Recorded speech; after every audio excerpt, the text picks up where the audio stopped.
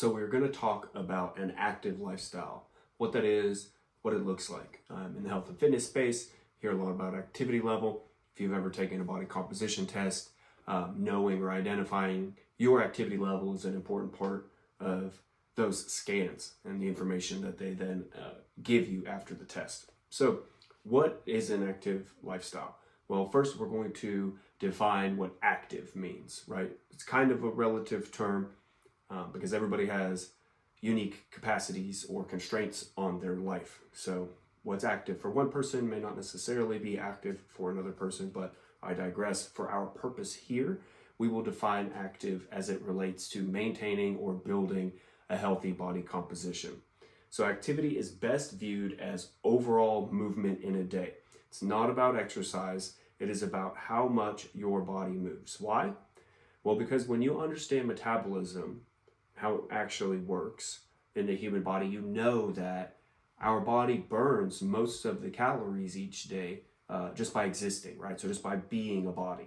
And what we can then infer from that is that by moving our body, just moving it, we increase that calorie burn. So it does not have to be exercise or intense movement, but simply moving your body, putting it into motion causes us to use more energy. So we're still not even talking about exercise yet. So how do we quantify overall movement in a day? Well, fortunately for us, we have a very useful and accurate tool. So whether you just have a smartphone, whether you just have a smartwatch, or you have a little pedometer you can buy for $12 on Amazon and you clip it on your waist, it's very easy to measure how many steps we get in a day. So we can measure these daily steps.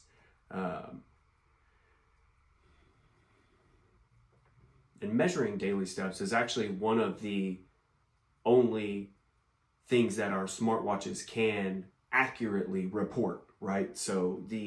And we've seen this in research proven on the Apple Watches, the Fitbits, the Garmin's in the last couple of years, that they are notoriously inaccurate. They have a huge margin of error on estimating daily calorie burns.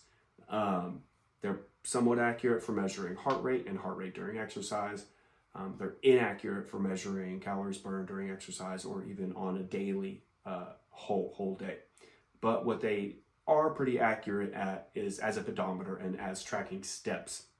And so this is really important because distilling our activity level down to something that is measurable, something that we can see on the regular basis and that we know is pretty accurate, then gives us the ability to improve or adjust that number. And so, how many workouts we do a week, that can vary week to week. Those are dedicated sessions. Maybe you have to get to the gym. Maybe you have to have somebody watch your kids, there's different variables there. And those are only a very small part of our day, right? So these workouts, if you work out for an hour, that's 1/24th of your day. So yes, you have an increased calorie burn or movement during that workout, but it is a very small portion of your day. 24 out of those 24, or 12 or 16 out of that 24, you're in movement, you're alive, and you're moving throughout the day. And so what you're doing for the rest of that day is more important and more powerful and more effective for creating a change than just hitting another workout or going to do more cardio later. So instead of trying to add exercise to our life, what we can do is add movement. And a great way to do this is by walks and just getting steps. So being on your feet is one, moving then on your feet is another, and then going out and dedicating, hey, I'm going to just walk, are all ways to increase your daily step count. So pausing here, we can take something big and vague as activity or active lifestyle and get a little more granular all the way down to one singular thing that we can use to become more active. And again, this is all in the reference or in the sphere of managing or changing your body composition. And so this is huge. This is, as a nutritionist, coaching individuals to fat loss and muscle gain, managing stress and feeling really good. This activity is huge. Daily steps are a huge lever to pull, especially if you're looking to create fat loss in your life, because it does not add stress. It actually helps manage stress. So you're not taxing your body, you're increasing the energy your body uses, which is very useful in a fat loss phase. So I'm going to give you 2 tools now that you can use to modify or improve your activity level. The first tool is a scale, right? So the question of how many steps I should be getting, I can't answer that for you. Everybody is different, right? Different constraints, different capacities. And so spitting out some arbitrary number like 10,000 or 12,000 steps isn't helpful. So what I will give you is a bit of a scale that I've devised after working with a lot of different people, a lot of different demographics, men, women, different ages, different careers, different fitness levels, different work, like career, what people do for work is a big part of this. So I'm going to break it down for you with a scale here, and it's very easy to identify. So 3,000 steps, if that's what you get, 3,000 steps a day, congratulations, you're alive. All right, 3,000 steps, you're just alive. 6,000 steps, if you get 6,000 steps, you're a sloth, but you're moving. You are moving, but I would say that is more on the not moving much side. So I call that sloth, but moving. 9,000 steps, you are now active.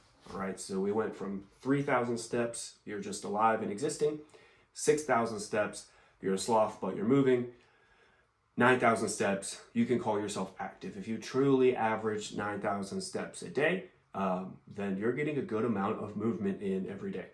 Now, so that can kind of help see where you are on that spectrum. And I would say one thing about that spectrum is there's the magic kind of happens between 6 and 9, right? So that 6,000 is, it's a low number if you have a fat loss goal. It's not enough movement to really move the needle forward in your daily energy expenditure. But if you can push that to 7,000, 8,000, 9,000, maybe 10,000, now you're active. I would consider yourself active to get to that point. For most people, unless they're just on their feet all day long at work, that's gonna take a dedicated effort. It might take one walk, it might take another walk, and it might take some, pacing while you're taking calls, or, go on an extra lap when you walk the dog. Like, there's an effort made to get from that 6 to 9. And for some folks, an effort needs to be made to go from 3 to 6. But if you're on that 3 end, you're not doing anything to increase your energy expenditure. And so it sounds low. I think a lot of people throw around like, oh yeah, I get 10,000 steps a day. I've met a lot of people that say that. And the reality is they're getting like 5,000 steps a day, if that. So the first tool is this spectrum, this scale. This is a way to view steps and activity level. 3,000, you're barely alive. 6,000, you're sloth but moving. 9,000, you're active. So getting somewhere between that 6 and 9 and or above 9, those are the great places to be. That's what you want to work towards. Now, second tool, set a daily minimum step goal. All right, so this is how to increase your average steps. So if you are in a fat loss phase, or you want to be healthier and you want to move more and feel better, you want to manage your stress better, you need to increase your daily steps. To increase your daily steps, we are not going to set a lofty goal. We're not going to say 10,000 steps a day, 11,000 steps a day. We're going to set a non-negotiable daily minimum. So to do this, you're going to look at your steps over a period of time. So whether it's the last week or the last month, and look at your daily average. Once you've identified your daily average steps in the past, you're going to set a number, maybe 500 above that, maybe it's 1,000, maybe it's 1,500 above that.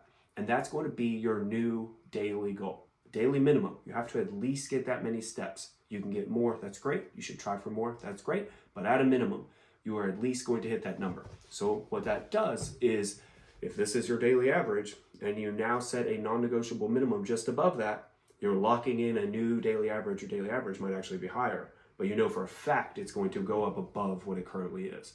So it doesn't have to be thousands and thousands of steps. Find your current daily average and go just above that. To give you some context, if you go out for a 20-minute walk at a pretty leisurely pace, you're going to get at least 1,500 steps. So looking at where you're at now, you look at how do I implement that? Do I have 20 minutes I can do after lunch for a walk? Yes. Okay. Then I will see my daily average steps and I will raise that by 1,200 or 1,500. That's my new everyday minimum non-negotiable. It's not a goal. It's not something, oh, I hope I get it today, or if I don't get it, it's okay. It's a bottom line. No shit, this is the number of steps I have to get today.